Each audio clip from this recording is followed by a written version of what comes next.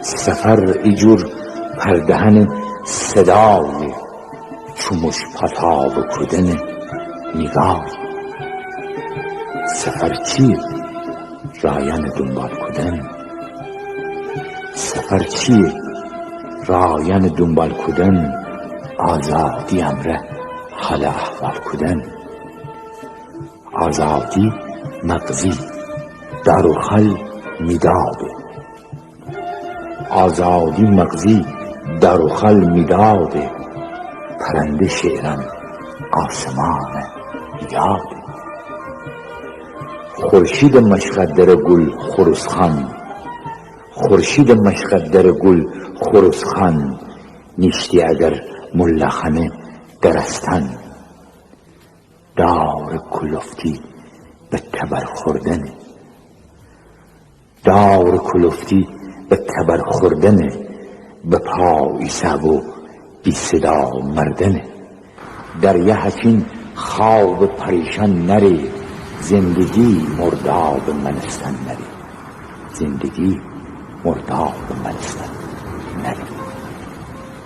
آدمی جان سختی درختن نکود، هیچ یونه مردن سخته نکود، هیچ یونه مردن سخته نکود.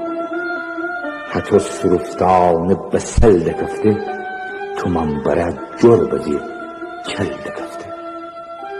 تا بکده دکل بجار نشا، تا بکده دکل بجار نشا، خوچی جکی پا خونه زالا بده، خوچی جکی پا خونه زالا بده.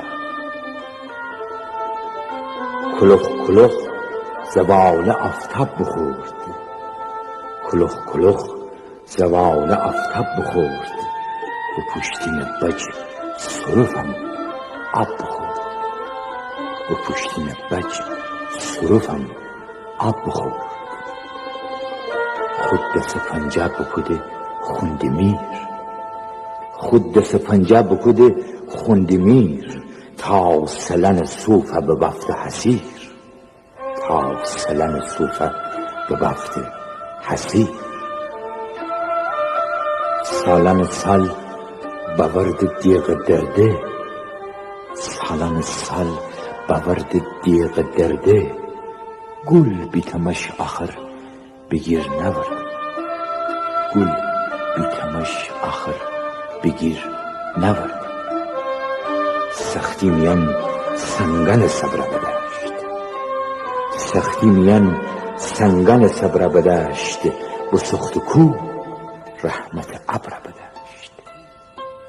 خوب کچی دیل پیل دریا بکود، خوب کچی دیل پیل دریا بکود، مرگ مرا زندگی سودا.